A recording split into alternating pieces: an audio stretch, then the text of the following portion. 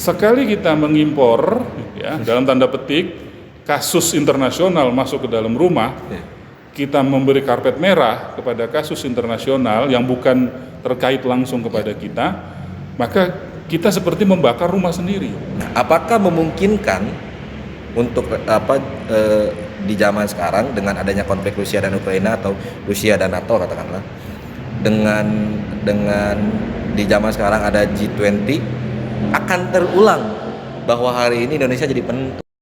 Nah, perseteruan antara 5 dan 7 ini, kalau kita perhatikan di Dasar-Sila Bandung, ini banyak yang nggak tahu, Kang, ya, bahwa hampir nggak jadi.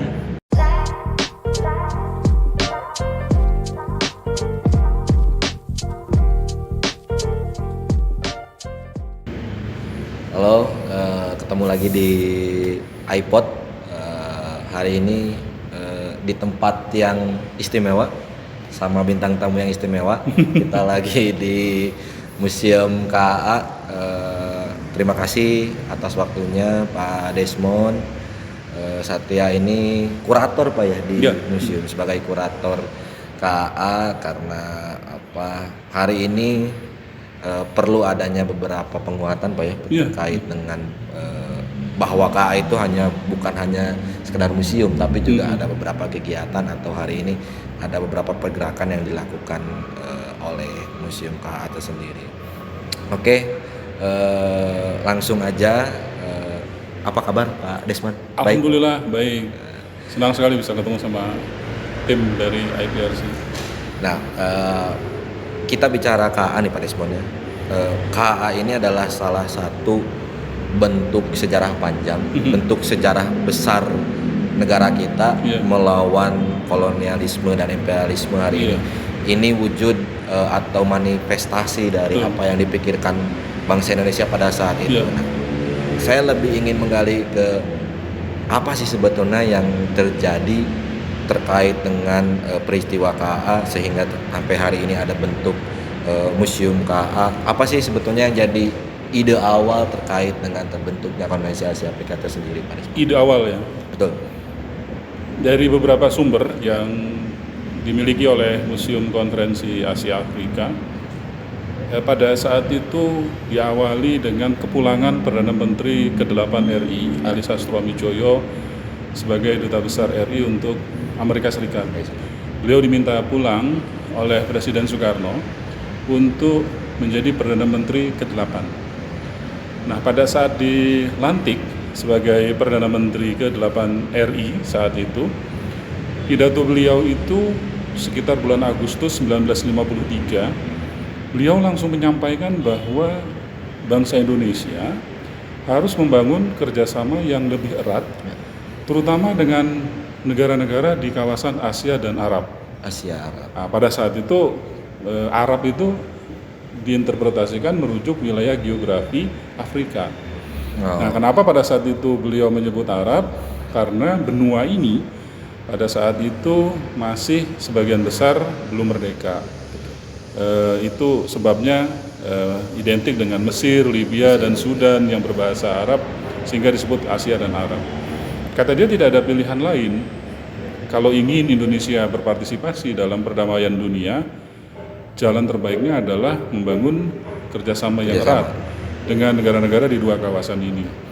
Ternyata setelah ditelusuri lebih dalam dari berbagai pemikiran Ali Sastroamidjojo, selama beliau menjabat sebagai Duta Besar RI di Amerika Serikat, beliau itu bertemu dengan banyak kepala negara Asia dan Afrika. Dan mereka tuh selalu mengkhawatirkan munculnya bibit Perang Dunia Ketiga. Apalagi pada saat itu bapak-bapak bangsa di Asia Afrika ini kan mengalami dua hal, mengalami kolonialisme dan juga mereka mengalami kengerian Perang Dunia Kedua. Gak lama setelah Perang Dunia Kedua berakhir, muncul Perang Dingin. Dan lebih mengerikan lagi ancamannya adalah nuklir pada saat itu. Dan pada saat pertemuan-pertemuan dengan para kepala negara Asia Afrika itu, mereka selalu mengatakan bahwa apakah kita sebagai bangsa Asia Afrika ini tidak punya pilihan lain selain mengikuti saja turbulensi politik internasional antara kubu blok barat dan kubu blok timur. Kita harus mengambil langkah yang konkret. Kita ada di persimpangan peradaban dunia. Apakah akan terjerembab ke dalam penggorengan itu maksudnya api, atau kita akan mengambil sikap untuk tidak terlibat di dalam turbulensi politik internasional itu. Nah, beberapa bulan setelah bulan Agustus 1953 itu, ada sepucuk surat dari Perdana Menteri Sri Lanka, Sir John Gotelawala, kepada Perdana Menteri Ali Sastro Amijoyo. Isi surat itu adalah ingin mengundang Perdana Menteri Indonesia Ali Sastro Amijoyo untuk menghadiri pertemuan informal di Colombo di Sri Lanka. Karena pada saat itu perang Indo-China yang pertama itu makin konstelasinya makin berbahaya. Nah, pada saat itu kita ingat bagaimana benteng Dien Bien Phu itu berhasil direbut oleh tentara pembebasan Vietnam, tentara Prancis kalah, kemudian Prancis membawa isu ini ke konferensi Jenewa di Switzerland, dan Amerika Serikat kemudian karena konteksnya adalah polarisasi blok barat dan blok timur mendukung Vietnam Selatan. Nah ini kan makin rumit urusannya di Vietnam Utara dan Vietnam Selatan, sehingga harus mengambil sikap negara-negara di Asia Tenggara. Nah uniknya pada saat itu, saya bilang unik, kenapa? Karena ada 5 negara yang hadir di konferensi Colombo. Kalau sekarang dilihat mereka adalah negara-negara Asia Selatan.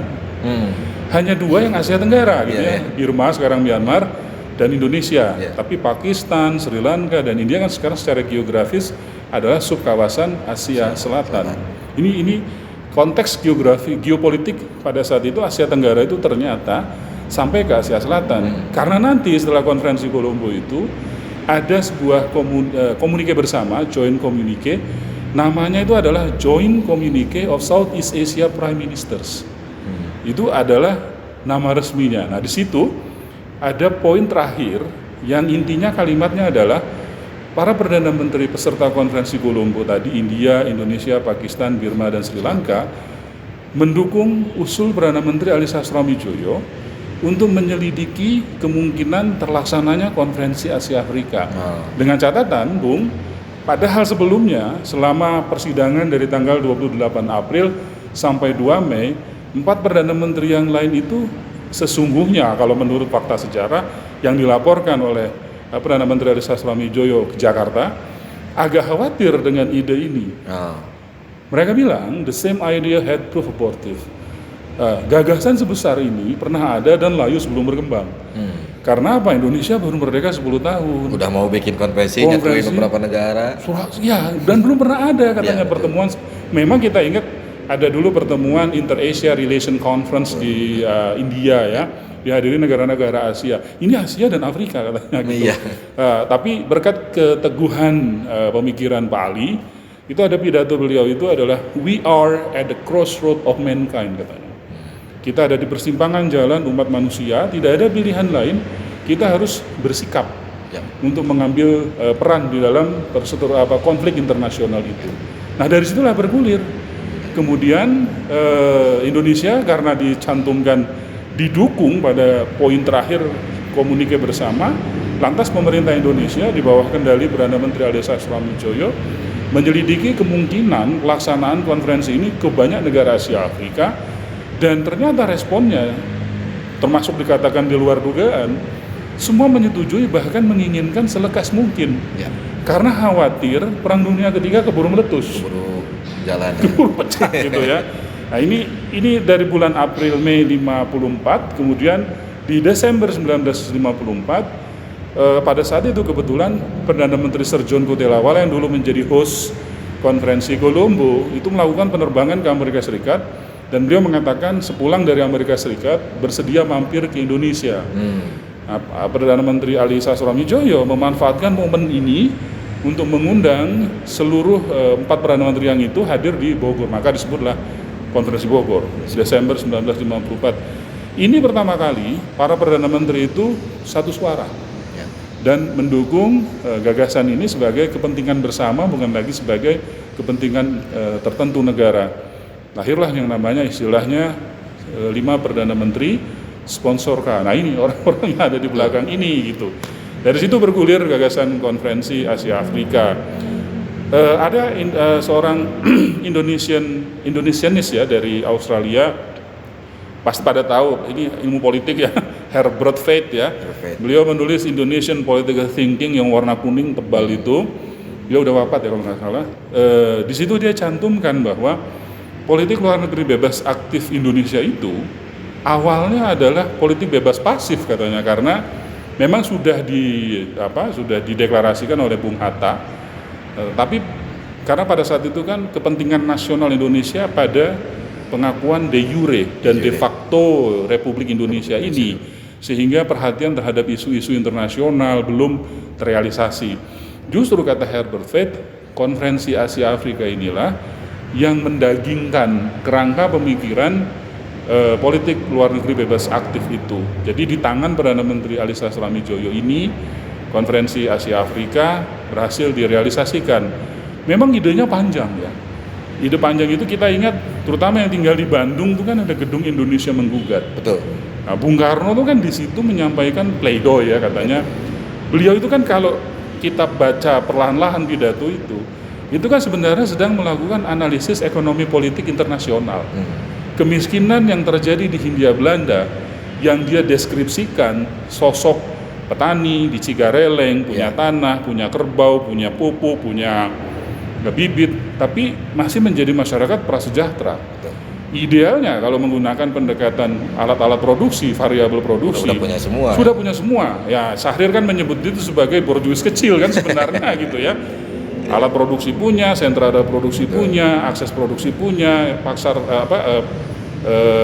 macam-macam variabel produksi, tapi dia tidak menjadi masyarakat yang sejahtera, tapi prasejahtera.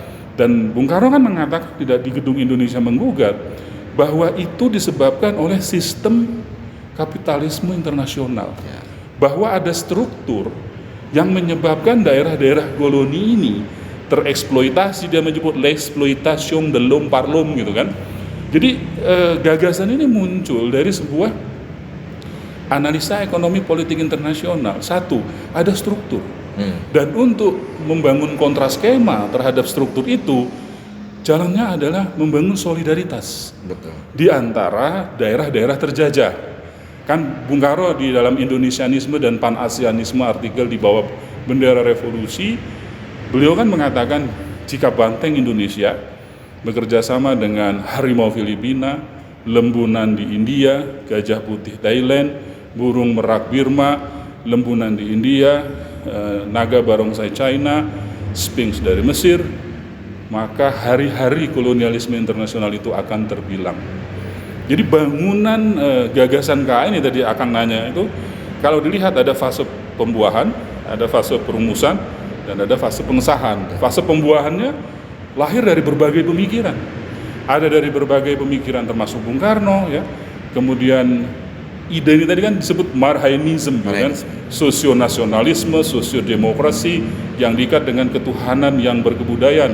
Kalau diperas menjadi satu kata gotong royong, itu kan solidaritas. Betul.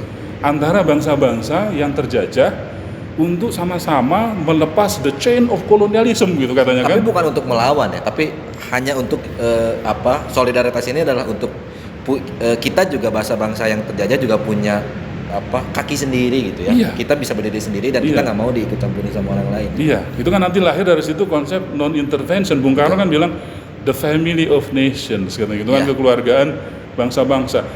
Kalau pemikiran bangsa Indonesia tentang konferensi Asia Afrika ini, lihatlah itu saja.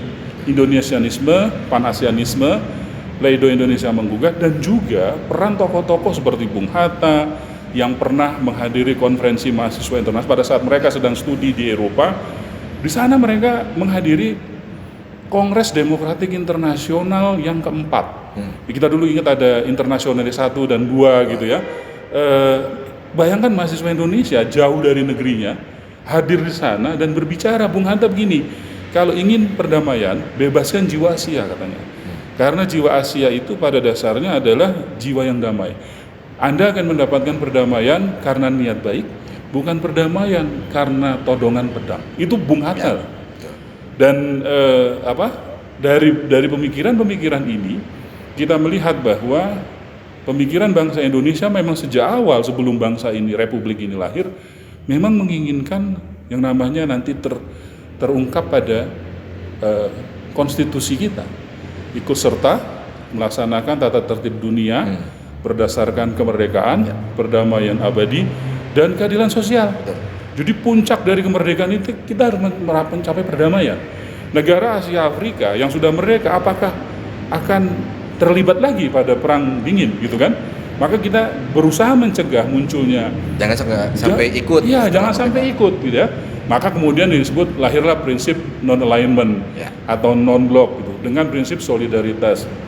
Karena kalau perdamaian tanpa kemerdekaan itu kan semu, ya. Merdeka harus damai dan damai juga harus merdeka. Nah kalau kita merdeka dan damai, Bung Karno menjelaskan bahwa terberat itu pidato dia itu yang 17 Agustus tahunnya saya lupa gitu ya. Kemerdekaan kita sudah di tangan tapi masih jauh karena pembangunan harus diisi. Jadi mengisi pembangunan itu mencapai apa? Ya itu tadi kemerdekaan, perdamaian abadi, keadilan sosial. Akhirnya di keadilan sosial. Keadilan sosial. Dan itu bukan cuma bangsa Indonesia, seluruh bangsa. Iya, bukan cuma Asia, Afrika, Amerika Latin. Dan ini yang menyebabkan value ini jadi sangat relevan hingga hari ini. Begitu kan kira-kira kalau idenya dari mana kayak gitu. Jadi justru ini dari sebuah ide atau gagasan besar ya, bahwa hari ini tadi menarik ya, kemerdekaan dan perdamaian itu nggak bisa satu-satu, tapi dua-duanya harus sama-sama. Karena kalau belum merdeka tapi ingin damai, yang tadi kata Hatta, damai karena pedang. Itu menarik juga. Nah, pada akhirnya terselenggaranya KA memunculkan poin-poin yang hari ini jadi dalam tanda kutip jadi gagasan yang dikeluarkan oleh negara-negara yang hari ini tergabung. Nah, Dasar-Sila Bandung itu jadi manifestasi dari apa yang hari ini perjalanan panjang ini rasa solidaritas ini yang pada akhirnya membentuk ini ya Kang. Jadi karena kan banyak juga sampai hari ini juga kan sebetulnya perdamaian semua itu juga masih terjadi ya. Kita lihat ya damai tapi tetap aja masih ada beberapa intervensi yang hari ini dilakukan, apalagi untuk Asia, karena Asia dalam tanda kutip masih dianggap sebagai benua yang masih dikuasai oleh beberapa kepentingan dari Barat ataupun Timur. Nah, apa sih sebetulnya inti dari Dasar-Sila Bandung, inti dari gagasan besar ini kemudian dituangkan dalam Dasar-Sila Bandung, dan apa sebetulnya gagasan yang hari ini disampaikan terkait dengan Dasar-Sila Bandung? Iya, Dasar-Sila Bandung itu kalau dilihat secara utuh itu kan 10 sila, dan 10 sila ini terdapat di dalam komunike akhir konferensi Asia Afrika. Komunike akhir konferensi Asia Afrika ini adalah hasil resmi yang dirumuskan oleh 3 komite di dalam konferensi Asia Afrika. Ada komite ekonomi, komite kebudayaan, dan kemudian komite politik. Nah, 3 komite ini dulu bersidang di gedung Dwi Warna, masing-masing punya delegasi, punya ketua komite. Misalnya kalau komite politik, ketua delegasinya adalah Perdana Menteri Ali Sastroamidjojo, komite ekonomi adalah Profesor Insinyur Roseno, kemudian komite kebudayaan adalah Profesor Muhammad Yamin pada saat itu. Semua hasil ini dikumpulkan dalam satu dokumen namanya The Final Communique of the Asian African Conference, disusun dari kerjasama ekonomi, kerjasama kebudayaan, dan kerjasama politik. Nah, Dasar-Sila Bandung ini ada di dalam kerjasama politik. Nah, kerjasama politik ini diantaranya itu di situ dicantumkan adalah hak asasi manusia, self determination, kemudian hak menentukan nasib sendiri, masalah rakyat jajahan, kemudian masalah-masalah lain, dan yang terakhir itu ada poin F namanya bahasa Inggrisnya itu Promotion of International Cooperation and Peace. Jadi memajukan kerjasama dan perdamaian internasional. Nah, di dalamnya ada 10 sila tadi. Kalau kita perhatikan 10 sila itu, dari sila 1 sampai sila 10, itu tuh yang pertama adalah dia itu berjenjang. Karena sila satunya menyatakan pengakuan kepada hak asasi manusia berdasarkan piagam PBB. Terus berjenjang naik. Kalau dibikin peta yang kedua, Dasar-Sila Bandung itu gabungan dari 2 prinsip peaceful coexistence. Nah, hidup berdampingan secara damai. Yang pertama disebut sebagai 5 prinsip peaceful coexistence, dan yang kedua itu disebut dengan 7 pilar peaceful coexistence.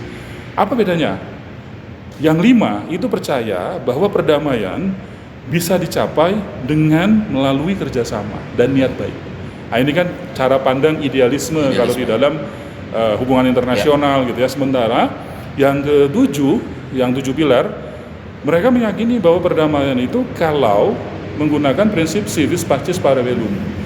Jika ingin damai harus siap berperang. Ini kan pemikiran Thomas Hobbes ya, Thucydides gitu ya. Pemikiran-pemikiran sangat berlawanan dengan pemikiran Kantianisme, Immanuel Kant gitu. Nah, tapi itu kan ada memang 2 cara pandang yang berbeda. Bahkan ada surat pada saat itu yang diterima oleh Sekretaris Jenderal Konferensi Asia Afrika, Ruslan Abdul Ghani, dikirim oleh para peraih Nobel. Mereka tuh isinya tuh intinya gini. Kami berharap bahwa konferensi ini akan memberikan perdamaian yang merupakan perdamaian hakiki bangsa Timur, katanya.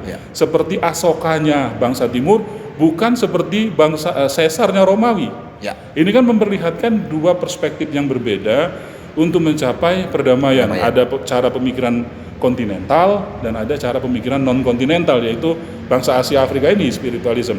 Nah, yang 5 ini, kalau nggak salah nih ya, yang pertamanya itu adalah respect for the territorial integrity. Ya. Terus yang kedua, non-aggression. Yang ketiga, non-interference. Yang keempat, peace and mutual benefit.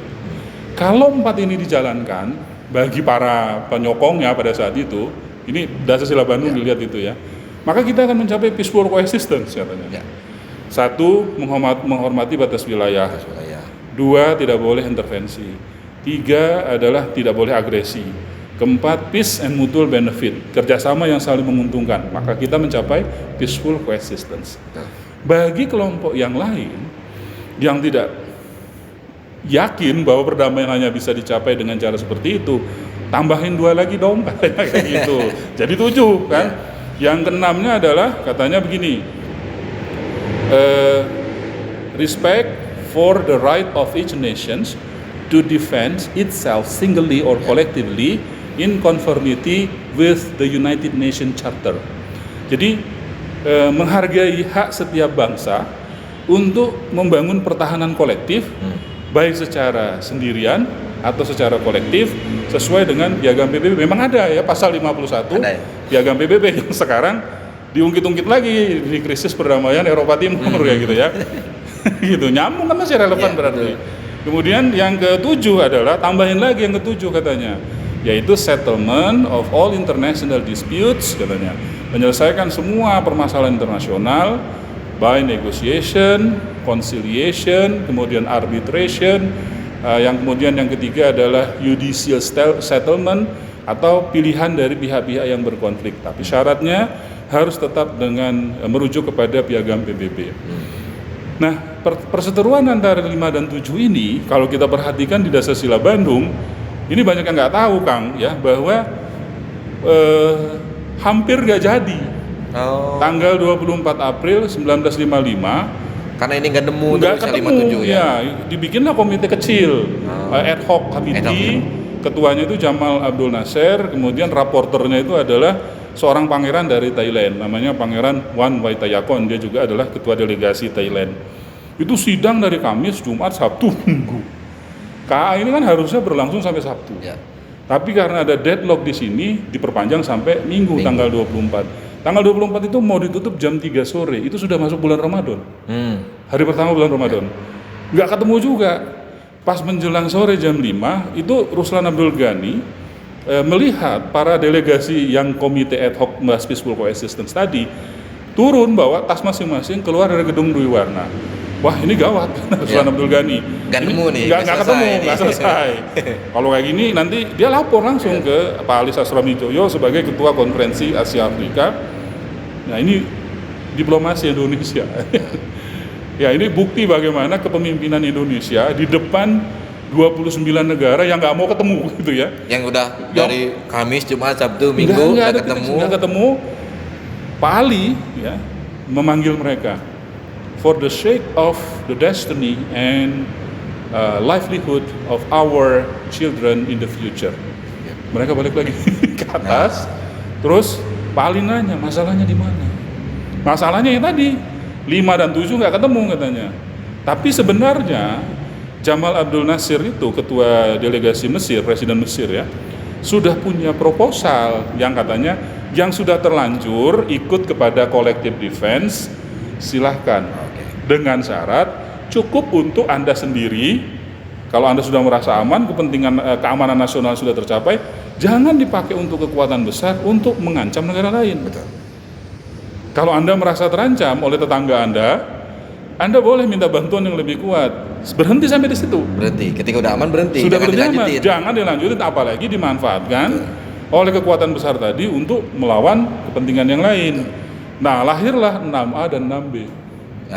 Clear. Selamat. Lahirlah Pancasila Bandung.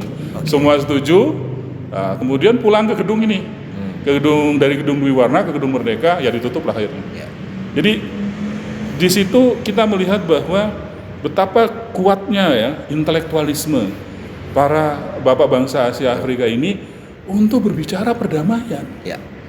Dan ternyata sampai hari ini relevan banget. Yap, betul. Barusan tadi akan bilang di Asia Pasifik, Indo-Pasifik atau apapun istilahnya juga tidak lepas dari, karena kita tahu sekarang situasinya juga hari ini secara geopolitik, politik luar negeri bebas aktif Indonesia, prinsip dasar sila Bandung ini harus dipegang teguh. Ya. Karena apa? Karena ini adalah satu-satunya jalan untuk menghindari konflik yang lebih besar. Menarik. Jadi keren banget ya bapak-bapak bangsa kita, dari yang 4 hari nggak selesai pas mereka pada keluar untuk masa depan dan untuk anak cucu kita pada balik lagi semua. Balik lagi. Keren.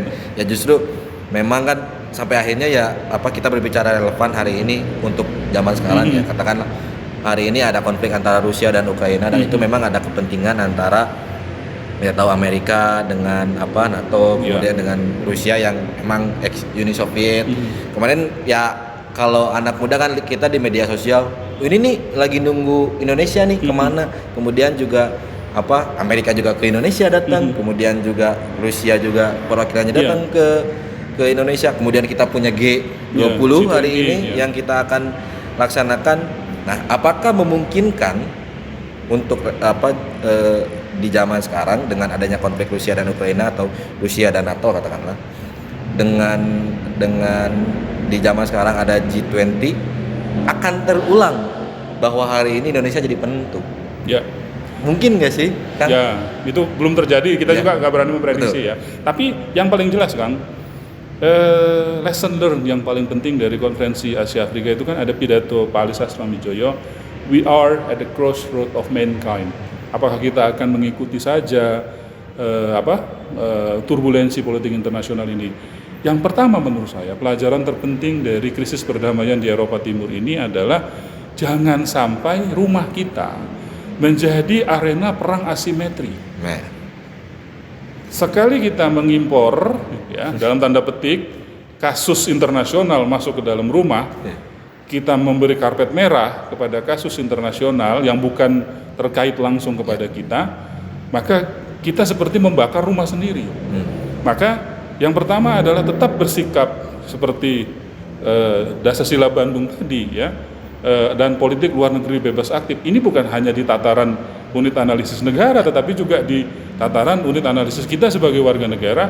Jangan sampai kita terpecah belah, terpolarisasi. Malah jadi kita yang terpolarisasi. Terpolarisasi. Konflik itu ya. Ya, justru kita saat ini harus memperkuat lem persatuan bangsa.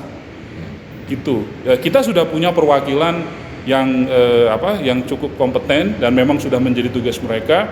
Kita lihat bahwa posisi Indonesia beberapa kali berusaha mencari jalan terbaik bagi konflik ini. Nah, kita sebagai anak muda ya di Kota Bandung dan di Indonesia adalah jangan sampai kita terlibat dalam perang asimetri informasi ini. Karena kita akan terpolarisasi, kita akan terpecah belah. Justru saat ini kita harus membuktikan bahwa dasar sila Bandung itu bukan hanya relevan di tingkat sistem internasional, tetapi juga relevan pada kehidupan kita sehari-hari pertaruhannya adalah persatuan Indonesia. Betul. Akibat terpolarisasi kanan dan kiri, justru saat ini kita betul-betul menguji diri kita. Setelah Indonesia 67 tahun yang lalu menjadi tuan rumah konferensi Asia Afrika, mempersatukan 29 bangsa Asia Afrika, mewakili 3/4 populasi dunia. Hari ini kita sebagai pewaris gitu ya. Di antara anak-anak Asia Afrika, kita adalah pewarisnya juga, apalagi kita pernah jadi tuan rumahnya, penggagas, pencetus, konseptor. Kita buktikan bahwa kita jangan terseret kembali seperti peristiwa 67 tahun silam. Menurut saya yang paling relevan pada hari ini itu. Dan kemudian pada tataran lain, misalnya peran Indonesia di arena G20, fokus dari G20 seperti visinya tahun 1998 adalah mengurangi kesenjangan kan antara developed countries dan developing countries, dan tentunya visi ini yang sekarang dipegang oleh Indonesia sangat strategis dengan visi recover together, recover stronger ya. Ini menjadi peran strategis Indonesia sebagai presidensi G20 untuk memperkecil kesenjangan yang terjadi struktur antara negara maju dan negara berkembang. Kemudian kalau ada yang menyeret forum multilateral ini, yang ini kan forum multilateral ekonomi kan sebenarnya, ada yang berkepentingan membawa ini menjadi forum multilateral politik. Menurut saya kembalikan lagi kepada visinya G20 pada saat dia dulu berdiri adalah forum multilateral ekonomi. Nah ini menarik Kang ya, mungkin agak geser dikit ya. Tadi menarik ada apa terkait dengan jangan sampai hari ini konflik di luar dibawa masuk ke dalam, itu seolah-olah kita lagi ngebakar rumah kita sendiri. Nah ini kan ada fenomena hari ini terkait dengan beberapa gerakan radikal ya. Kalau kita usut ke belakang, menurut Huntington kan itu terkait radikalisme itu muncul terkait dengan ada benturan antara pemikiran Barat dan pemikiran Timur yang hari ini diwakili oleh kelompok Islam. Kemudian Saiful Mujani juga ngomong bahwa radikalisme di Indonesia itu bukan pure tentang pemikiran Indonesia, tapi ini terkait dengan pemikiran-pemikiran internasional terkait dengan radikalisme. Apakah hari ini dengan adanya pola-pola radikalisme itu juga dalam tanda kutip kita sudah mulai mulai menyeret kepentingan dari luar ke rumah kita sendiri? Karena kalau kita lihat ya sebetulnya kan gerakan-gerakan seperti itu ada dari dulu, tapi polarisasi hari ini yang lebih besar itu, apakah itu memang sudah terjadi kan? Saya pikir kuncinya adalah kembali ke Pancasila ya. Yap. Terlepas dari itu berapa prosentasenya sudah terjadi menjadi semacam ideologi transnasional yang mempengaruhi pemikiran kita sebagai generasi muda di Indonesia, kita harus kembali lagi berpegang kepada ideologi bangsa ini. Dasar Sila Bandung itu, kalau kita lihat sila-silanya di dalamnya itu kan sebenarnya kan kalau dikumpulkan itu menjadi prinsip kesetaraan, kemudian prinsip hidup berdampingan secara damai, kerjasama internasional, non-intervensi. Itu tuh Pancasila banget sebenarnya. Iya, sebenarnya kan Pancasila banget. Nah, kalau dulu situasinya adalah dunia internasional terpolarisasi antara blok barat dan blok timur, saya menggunakan pendekatan model adaptif ya. Hari ini external change-nya bukan lagi isu bipolar blok barat dan blok timur, tetapi makin turun ke bawah, isu ideologinya makin tidak terlihat kayak gitu, kemudian kulturalnya juga makin menyebar kemana-mana. Saya yakin bahwa kita harus kembali memegang Groenslag kata Bung Karno pada 1 Juni 45 itu, kita memegang kembali falsafah Pancasila. Mulai dari sosionasionalisme, sosiodemokrasi, dan ketuhanan yang berkebudayaan ini yang kemudian nanti terwujud, terimplementasi kepada Dasar Sila Bandung. Bahasa Indonesia menyerap berbagai bahasa. Karena apa? Karena situasi geografi kita ada di persimpangan 2 benua besar dan 2 samudra besar. Bahkan menurut beberapa catatan arkeologi, Asia Tenggara ini, terutama rumah kita ini menjadi jalan tol bagi perkembangan Homo sapiens. Artinya apa? Kita ini disebut beliau adalah taman sari peradaban dunia. Yes. Jadi jangan menggunakan isu politik identitas. Karena apa? Karena kita semua di sini adalah taman sari peradaban dunia. nasionalisme kita bukan nasionalisme yang sempit, bukan nasionalisme yang menuju kepada xenofobia, bukan nasionalisme yang menuju kepada ultrapatriotisme, bukan nasionalisme yang menuju kepada ultranasionalisme seperti misalnya contoh fasisme atau Nazi, tetapi nasionalisme yang bergotong royong, nasionalisme yang hidup dalam taman sari peradaban dunia. Sekaligus internasionalisme kita, kemanusiaan yang adil dan beradab, adalah internasionalisme yang mengakui identitas negara bangsa. Bukan internasionalisme yang tidak mengakui identitas negara bangsa. Itu kan dulu yang pernah pada suatu zaman yang pernah dikritik oleh Tan Malaka dulu kan pada saat itu. Kemudian demokrasi kita kan di situ ada serta demokrasi ekonomi, demokrasi politik. Demokrasi seperti apa? Demokrasi yang bergotong royong, gitu kan? Makanya kan lambangnya kan itu ya seperti itu, karena kata Muhammad Yamin, hewan ini hewan endemik. Demokrasi politik serta mewujudkan demokrasi ekonomi. Jadi demokrasi yang bergotong royong. Kemudian demokrasi ekonomi yang bergotong royong harus melahirkan kesempatan yang sama terhadap sumber penghasilan, terhadap akses pekerjaan dan lain-lain. Dan ini semua hidup dalam satu prinsip ketuhanan yang Maha Esa. Karena apa? Karena kita bangsa yang spiritualis.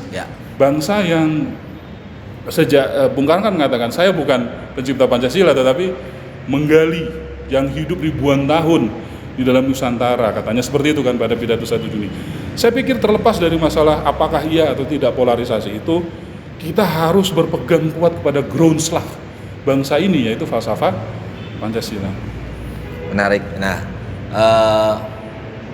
sejauh ini kan juga kita tahu tuh KAA itu hanya berkaitan dengan museum.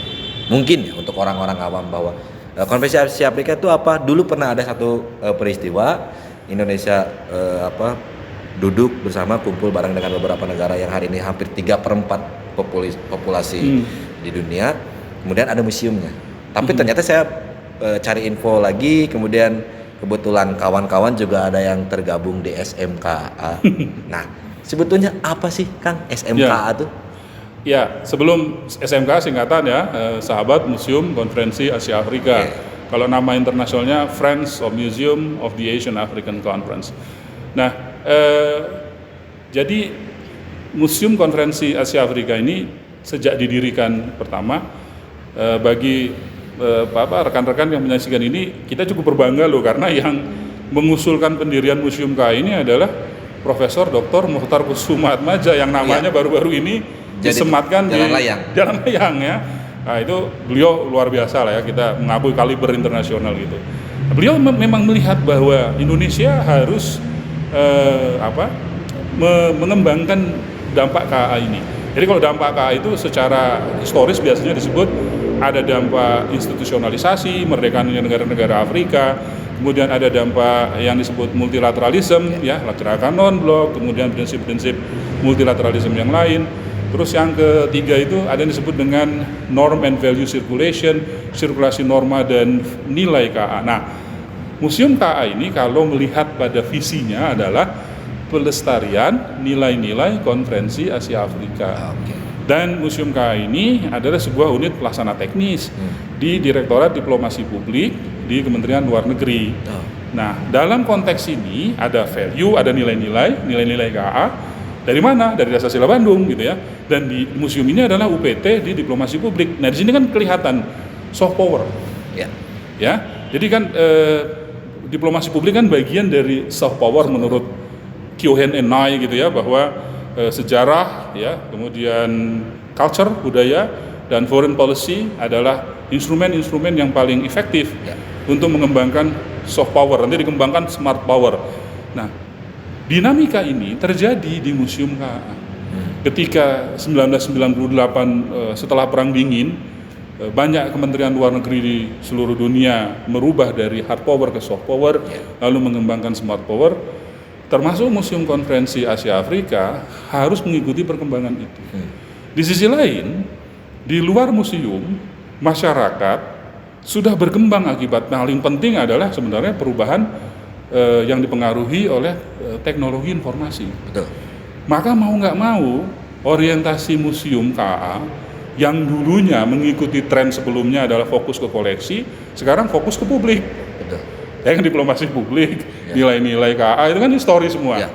Jadi museum KA harus berkomunikasi dengan Harus publik, disampaikan ya nilai-nilai harus ini. tersampaikan dengan cara komunikasi publik, Ya. bukan dengan caranya museum gitu, tapi ngobrol dengan caranya publik ya. Siapa publik yang paling dianggap berpotensi untuk menjadi anggaplah influencer, Pendengung lah ya. pendengung ya, generasi muda. Betul.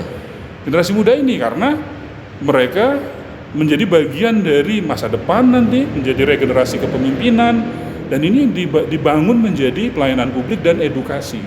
Nah, lahirlah di tengah-tengah itu namanya Sahabat Museum Konferensi Asia Afrika 11 Februari 2011 bertepatan dengan peringatan 61 tahun kalau nggak salah hari lahir lambang negara Elang Raja Wali Garuda Pancasila.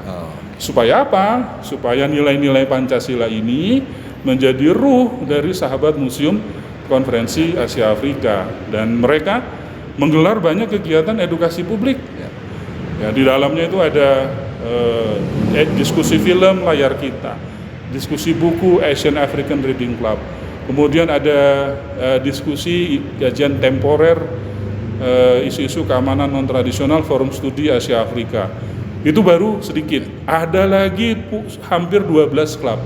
Mulai dari klub belajar bahasa Mandarin, belajar bahasa Jepang, kemudian belajar bahasa Prancis, kemudian ada klub yang announcer, kemudian ada klub cinemaker, jurnativis, dan seterusnya.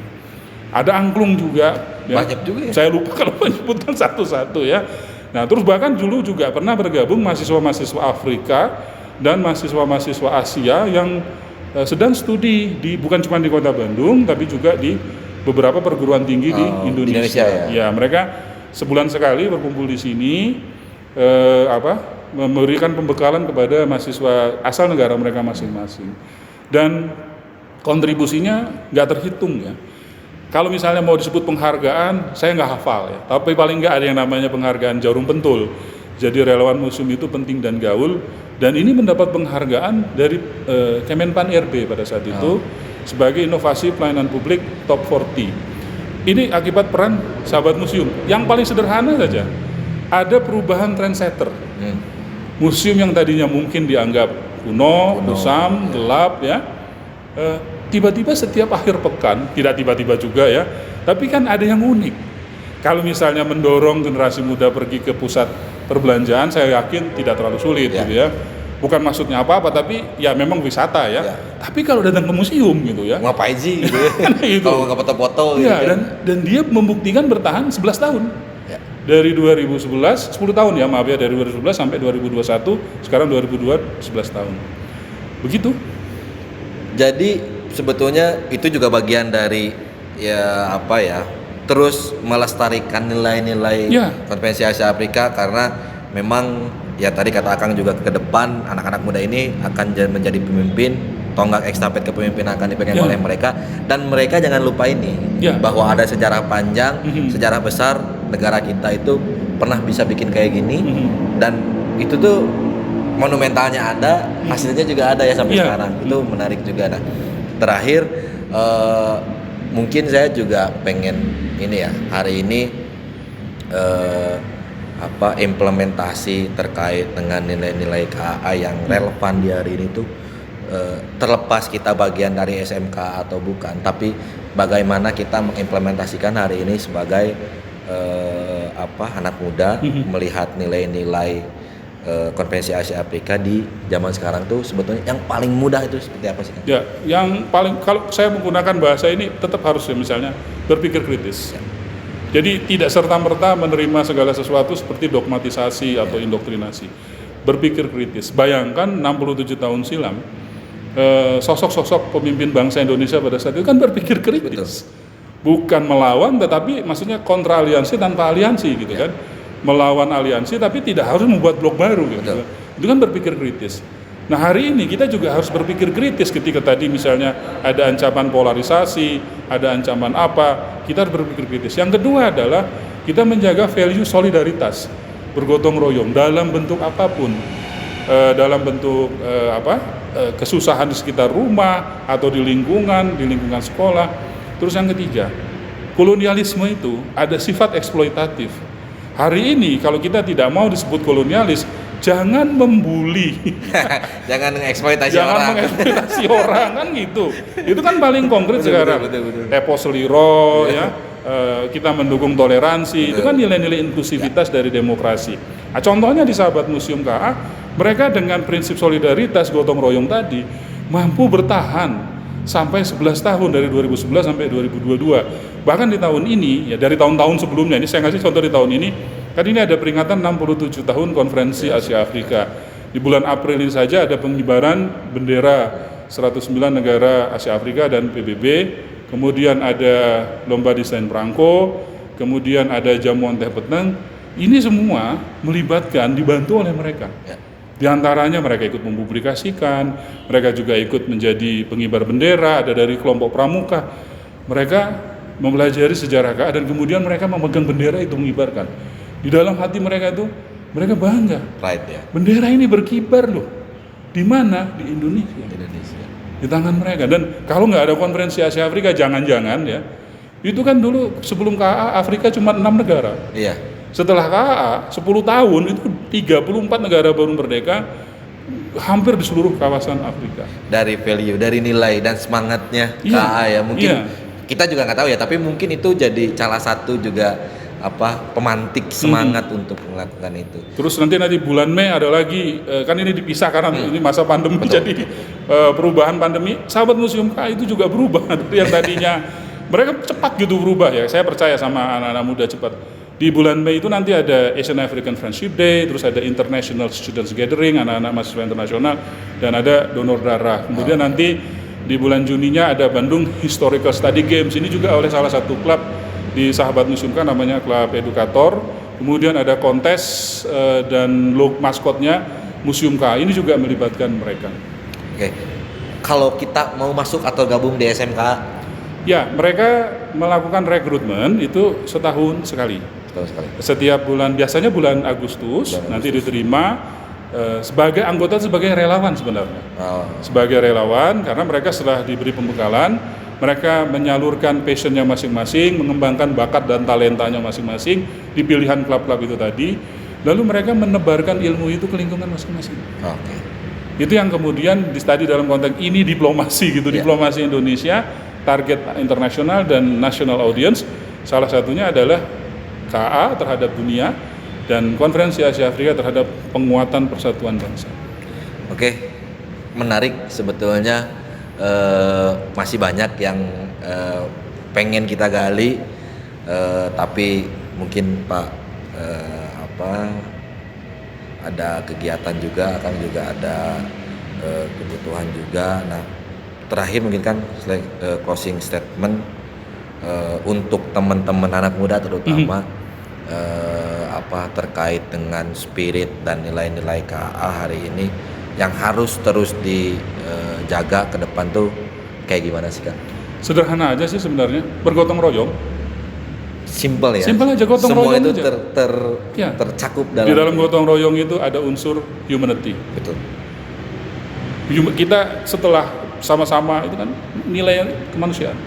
Dalam gotong royong itu kan inklusivitas, kesetaraan di situ. Kita nggak bisa bergotong royong kalau tidak setara. Masa ada yang satu kerja, yang satu diam. Nggak setara dong.